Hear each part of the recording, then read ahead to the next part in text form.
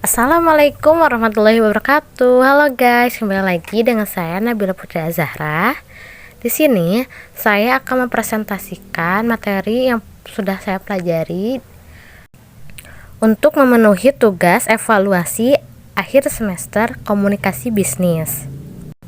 Yang pertama, kita bahas dasar-dasar korespondensi bisnis dan penulisan resume, lamaran, serta wawancara.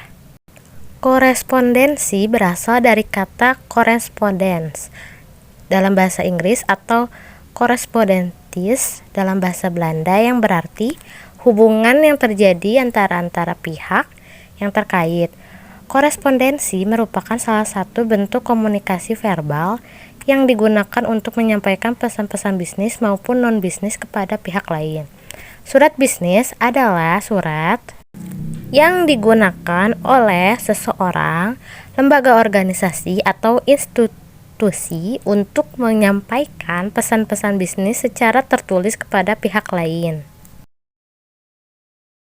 Fungsi surat bisnis yang pertama ada surat sebagai wakil atau duta bagi pengirim surat. Kedua, ada alat untuk menyampaikan pemberitahuan atau gagasan yang berkaitan dengan masalah-masalah bisnis. Yang ketiga, sebagai alat bukti tertulis. Yang keempat, sebagai alat untuk mengingat misalnya seperti surat-surat bisnis yang diarsipkan. Yang kelima, ada buku sejarah. Yang keenam, pedoman kerja. Yang ketujuh, media promosi bagi pengirim surat. Pengelompokan surat. Yang pertama, pengelompokan surat menurut wujud. Ada surat bersampul, kartu pos, warkat pos, telegram atau telex, memorandum, dan nota, surat tanda bukti. Yang kedua, ada pengelompokan surat menurut pemakaiannya. Ada surat pribadi, surat dinas, surat bisnis, dan surat sosial. Yang ketiga, pengelompokan surat menurut banyaknya jumlah sasaran yang ditujui.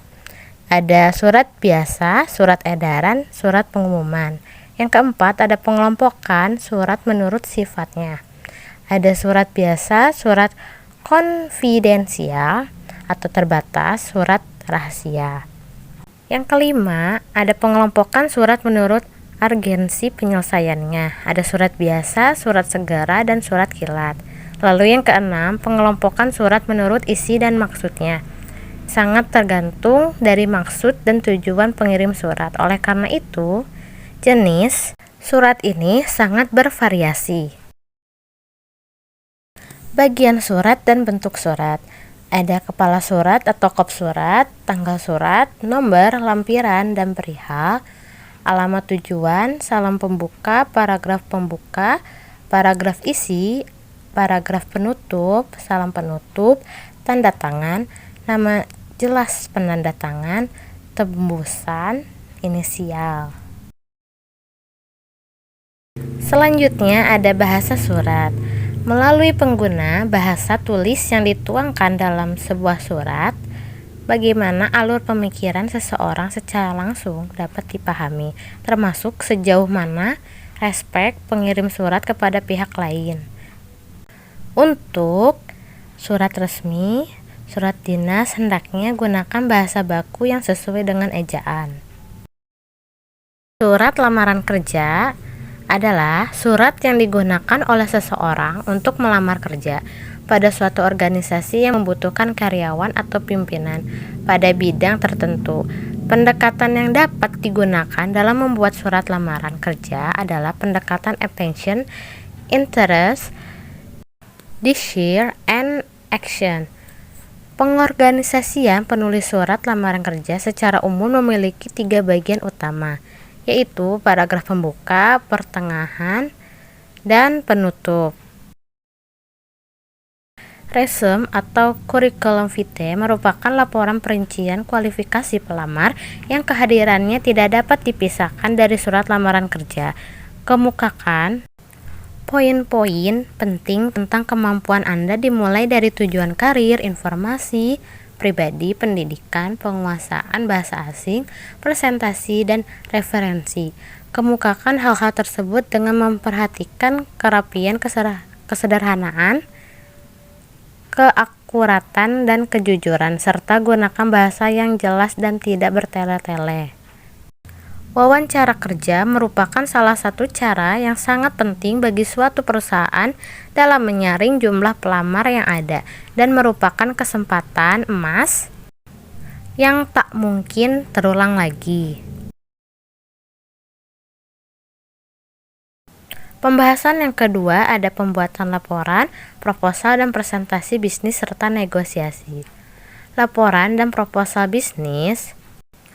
Menurut Hemstreet tahun 1983, laporan adalah pesan yang disampaikan secara sistematis dan objektif yang digunakan untuk menyampaikan informasi dari satu bagian organisasi kepada bagian lain atau lembaga lain untuk membantu pengambilan keputusan atau memecahkan persoalan. Jenis laporan yang berkaitan dengan klasifikasi laporan. Ada laporan formal atau informal, laporan informasional atau analitis, ada laporan vertikal atau lateral, laporan eksternal atau internal, laporan berkala, dan laporan fungsional. Bagian pokok laporan bisnis ada pendahuluan, isi teks, dan penutup. Kriteria laporan bisnis yang baik ada informasi akurat. Hal pertama yang perlu diperhatikan oleh seorang penulis laporan bisnis adalah bagaimana mengatakan suatu kebenaran. Yang kedua ada keputusan yang baik. Laporan bisnis yang dibuat tidak hanya digunakan pihak intern saja, tetapi juga pihak ekstern organisasi. Yang ketiga, ada format dan gaya penulisan. Pilihan format yang akan digunakan, format surat, memo atau manuskrip, style formal atau informal sesuai kebutuhan.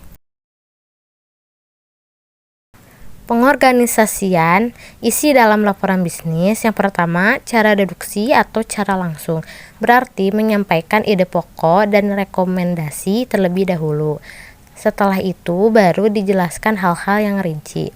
Yang kedua, cara induksi atau cara tak langsung, berarti kita menjelaskan fakta-fakta yang ada terlebih dahulu, baru kemudian kita memberikan ide pokok, kesimpulan, dan rekomendasi.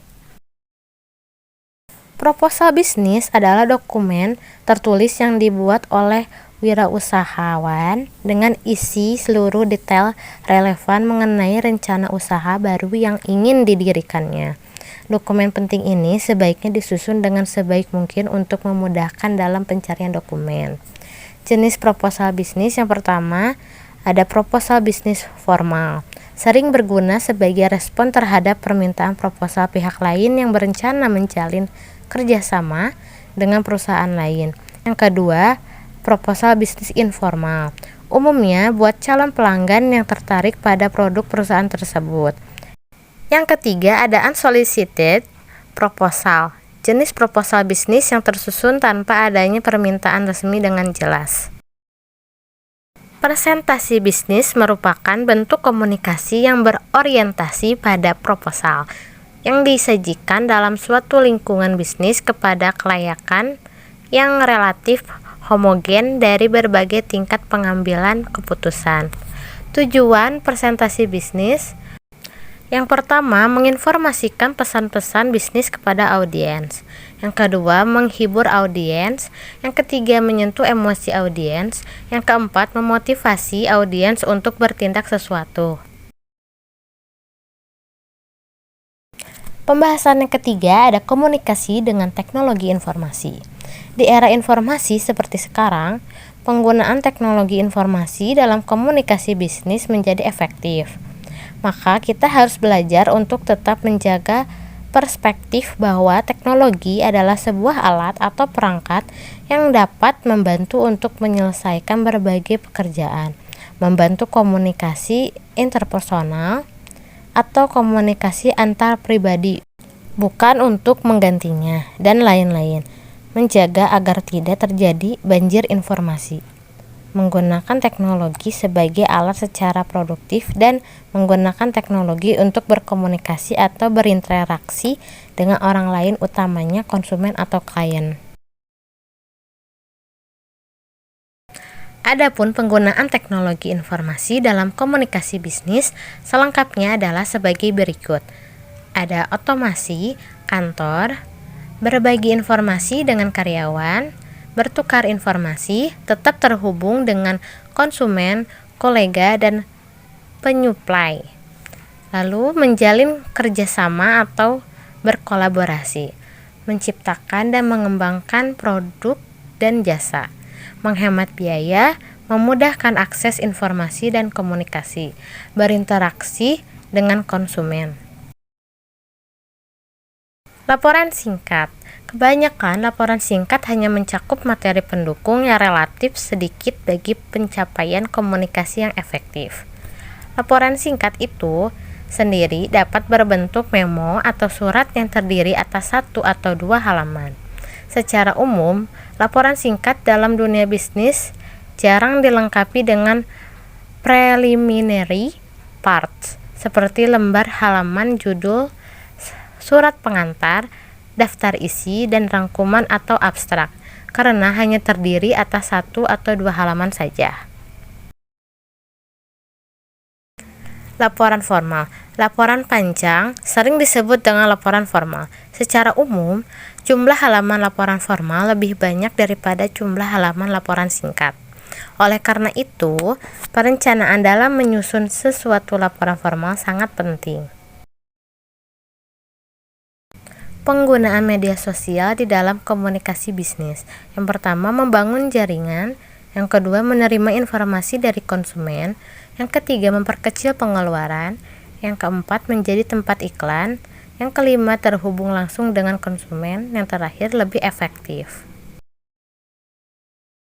Rapat bisnis. Rapat merupakan pertemuan atau perkumpulan minimal 2 orang atau lebih untuk memutuskan suatu tujuan. Rapat bisnis didefinisikan sebagai bentuk pertemuan 2 orang atau lebih di suatu tempat, baik di dalam maupun di luar kantor, untuk membahas hal-hal yang berkaitan dengan kegiatan bisnis. Menurut Purwanto tahun 2011. Perbedaan rapat bisnis dengan rapat non-bisnis. Faktor yang membedakan rapat bisnis dengan rapat non-bisnis adalah tujuan atau orientasi penyelenggaraan sebuah pertemuan. Tentu saja rapat bisnis bertujuan dan berorientasi pada bisnis, sedangkan rapat non-bisnis berorientasi bukan pada bisnis. Misalnya untuk tujuan sosial kemasyarakatan, peningkatan pelayanan kesehatan dan pendidikan. Tujuan rapat. Menurut Locker dalam bukunya Business Communication Building Critical Skill menyatakan bahwa rapat memiliki 6 tujuan. Di antaranya, yang pertama, berbagi informasi. Rapat menjadi media penyebaran informasi secara langsung. Yang kedua, penjajakan ide atau gagasan. Rapat mengumpulkan berbagai ide atau gagasan yang dikemukakan oleh peserta. Yang ketiga, evaluasi ide atau gagasan. Dalam rapat dapat menghasilkan keputusan yang tepat dan mengevaluasi kesalahan dari ide atau gagasan yang dikemukakan. Yang keempat, pengambilan keputusan. Dalam rapat menentukan keputusan yang diambil berdasarkan suara peserta yang telah disepakati. Yang kelima, membuat dokumen. Dokumen dibuat sebelum ide atau gagasan dijalankan. Yang terakhir, memotivasi peserta rapat. Untuk memberikan motivasi peserta agar meningkatkan kinerja kerjanya. Perencanaan rapat bisnis. Dalam menjalankan kegiatan bisnis, perlu adanya sebuah perencanaan yang matang agar bisnis tersebut dapat maju dan berkembang. Perencanaan atau planning bisnis yang baik akan membantu mempermudah pencapaian tujuan yang dikehendaki. Pelaksanaan rapat bisnis. Efektivitas sebuah rapat bisnis sangat ditentukan oleh 3 komponen penting, yaitu kesiapan panitia penyelenggara dalam mempersiapkan segala sesuatunya, kesiapan narasumber dalam mempersiapkan materi yang akan disampaikan, dan kehadiran serta keaktifan peserta dalam mengikuti kegiatan rapat bisnis tersebut.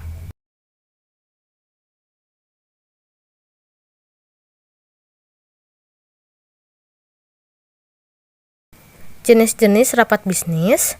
Menurut Strable dalam bukunya The Main Eggers Guide to Effective Meetings, dalam Purwanto rapat bisnis dapat dibedakan menjadi 3 sebagai berikut. Yang pertama, rapat informasional. Yang kedua, rapat motivasional. Yang ketiga, rapat partisipatif. Sekian presentasi dari saya. Mohon maaf bila banyak kesalahan kata. Mohon dimaafkan ya. Dadah, sampai jumpa lagi. Wassalamualaikum warahmatullahi wabarakatuh.